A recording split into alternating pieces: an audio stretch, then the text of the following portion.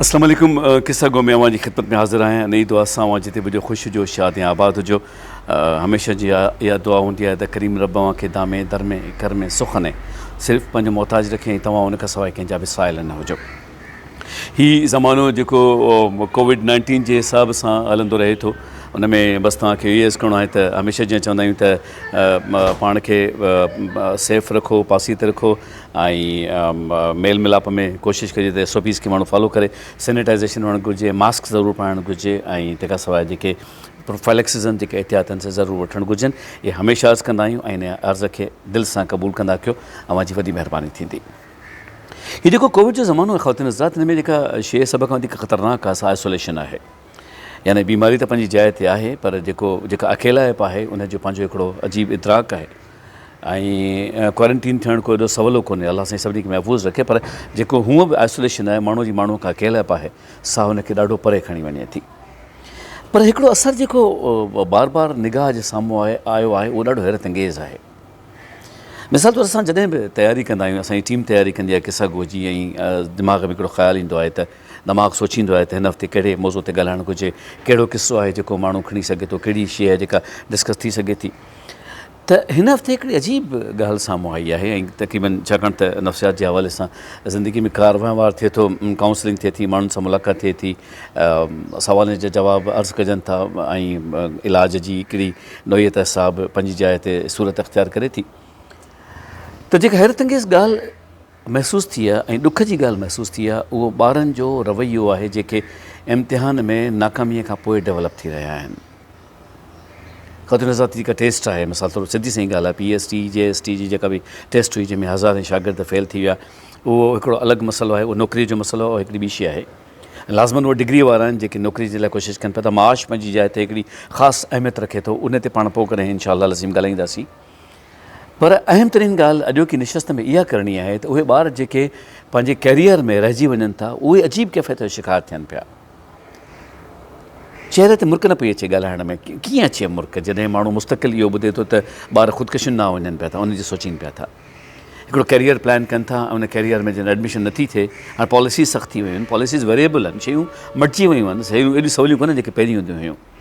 त हाणे जेकॾहिं को ॿार कंहिं मार्क तां रहे थो न, कंहिं परसेंटेज तां रहे थो, को डिप्राइव थिए थो कंहिं पंहिंजी डिग्रीअ खां या डिग्री न मतिलबु एडमिशन खां, त पहिरियों जेको मरहलो जेको माइटनि जे साम्हूं आहे उहो इहो आहे त बसि हाणे ज़िंदगी बेकार आहे, ज़िंदगी फ़ुज़ूल आहे, मरणु वधीक बहितर आहे। कुझु केसिस हिन हफ़्ते अहिड़ा अजीब आया जो साह खे मुंझ थी वई। इहे असांजा ॿार कहिड़े पासे पिया वञनि, इहे असां पंहिंजे ॿारनि खे छा सम्झायो आहे, असां पंहिंजे ॿारनि खे छा सेखारियो आहे। ख़ातिन हज़रात, मां दिलि जे हुज़ूर सां माफ़ी वठनि ते तव्हांखे अर्ज़ु कयां थो त जॾहिं बि इहो को मौक़ो मिलंदो आहे ऐं किथे का चॉइस मिलंदी आहे त being a motivational speaker, being थोरो घणो जेका नफ़्सियात में माण्हू कमु करे थो, तव्हां कंहिंसां ॻाल्हाइणु चाहींदो त मुंहिंजी जेका पहिरीं तरजीह हूंदी आहे से माइट हूंदा आहिनि, औलाद न हूंदो आहे। छाकाणि त मां सम्झां थो, मुंहिंजे पंहिंजे हिकिड़ो ज़हन में इहो ख़्यालु वेठल आहे त ऑलमोस्ट सॼी ॻाल्हि जेका असां माइटनि जी आहे। माइट औलाद खे जेको सेखारे थो, औलाद इहो ई सिखे थो। असां शुरूआति खां वठी हुनजे ज़हन में इहा ॻाल्हि थोरो खुली ॻाल्हाईंदासीं, विझूं था त उहो डॉक्टर थींदो, उहो डॉक्टर थींदो, उहो डॉक्टर थींदो, उहो इंजीनियर थींदो।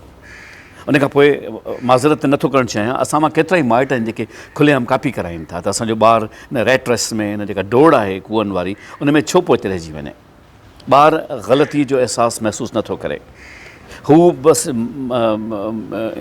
इन बिन जो क़ाइल ई कोन्हे को, चए थो बसि मन मां इहा पंहिंजी सूरत हाल हासिलु कयां ई मां डॉक्टर थियां या मां इंजीनियर थियां या मां जेका प्रपोज़िशन मूं पंहिंजे लाइ सोची आहे मां उनखे अचीव कयां।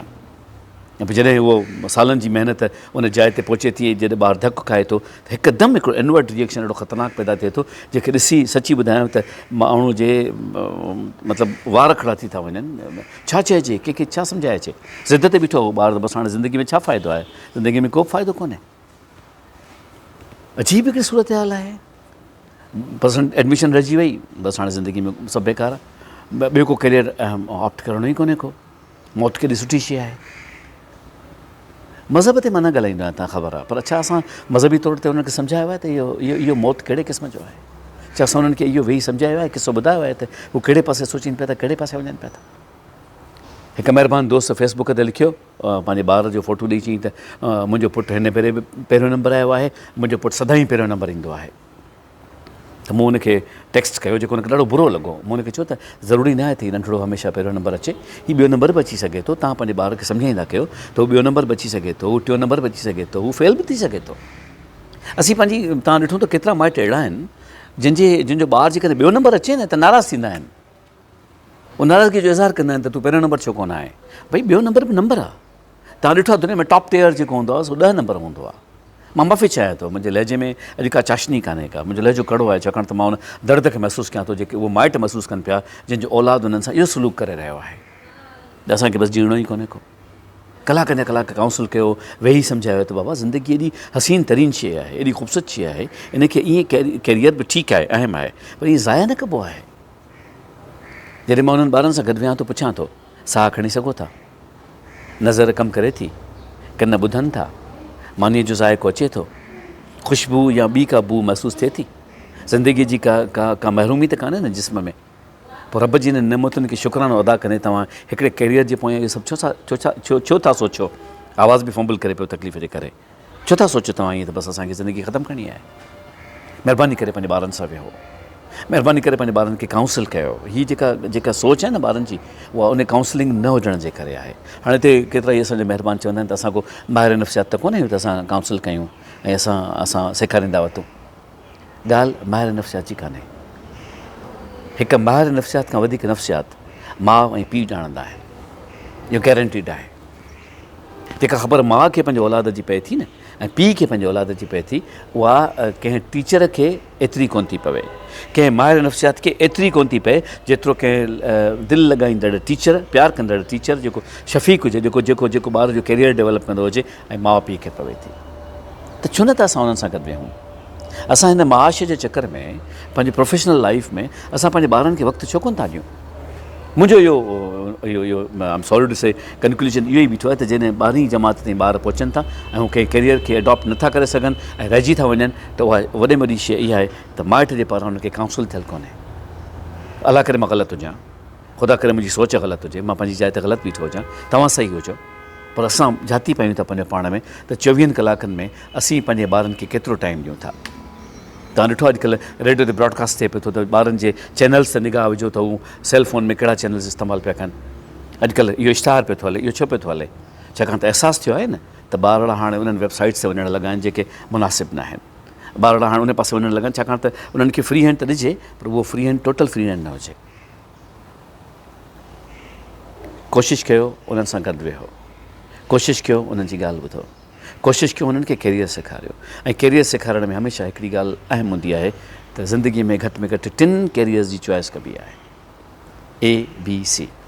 त ॾिठो हूंदो वॾनि माण्हुनि जा जेके हूंदा आहिनि न जिते हू को फंक्शन्स कंदा आहिनि या कुझु कंदा आहिनि त 2 प्लान्स हूंदा आहिनि, plan A, plan B, plan C।